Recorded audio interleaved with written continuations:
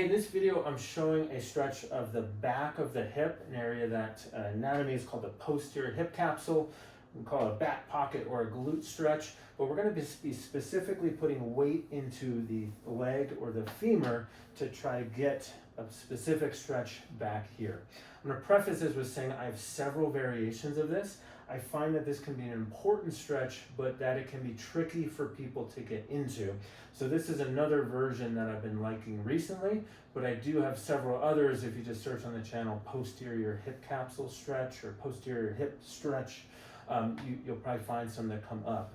But as you go into this, if you don't feel it right away, play around. So sometimes when we're trying to find a specific stretch, everybody's anatomy is a bit different, and so we got to wiggle around a little bit to find it. And so if you don't get it on your first try, watch the video and check the cues, but then play around with your positions to see if you can get what we want.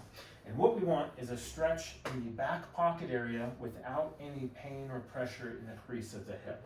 How I'm going to get there in this technique is I'm going to start on all fours, and then I'm going to walk my hands a bit forward so I'm in less hip flexion.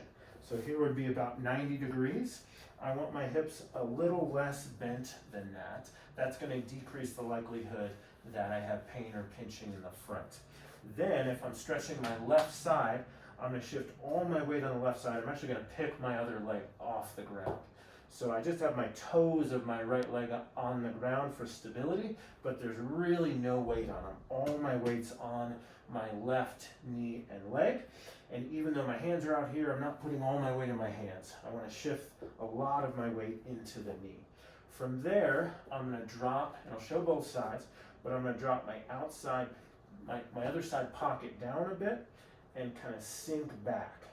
So I'm sinking back at an angle as I'm just dropping my chest forward a bit. So I'm not crunching down, I'm just, all my weight's in my knee, shifting to the side, dropping my pocket a bit, and then I'm off at an angle.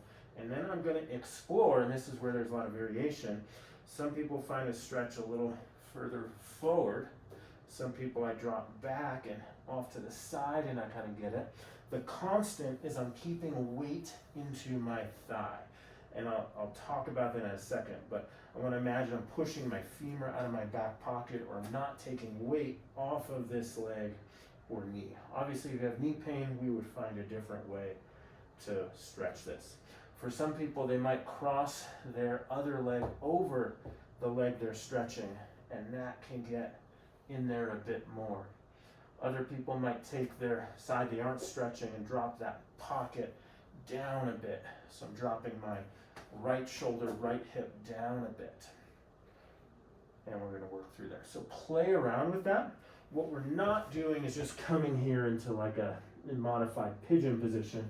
We're trying to get the femur to sit into the hip joint and then use this leverage to get a stretch of these tissues in the back without compressing in the front too much.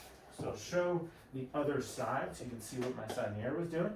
So all fours, walking forward, shifting off to my right. I'm stretching the right now. Left leg is just going to come off and just toes there for stability. Making sure most of my weight is in my right knee. Shifting my weight off to the right side. Left pocket, left shoulder, I might just drop down a bit. And then I'm going to play around with moving up and down to try to find this back pocket stretch without pain or pressure in the front of the hip or anywhere for that matter. And then you can kind of play around with different angles. So this can be a tricky one to find, and that's why I have several different versions where you might have to explore a little bit, but this can be a way to get in there. And how do we know we're doing it right? Number one, nothing hurts. Number two, we feel a stretch right back here. Those are what we're going for. So if your position looks a little different, that's okay, as long as we're not hurting and we feel a stretch back there. I typically go for 1 to 2 minutes, kind of playing around here.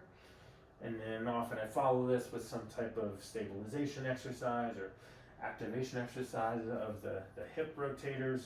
But regardless, I want to hang out here once I find it for 1 to 2 minutes or so.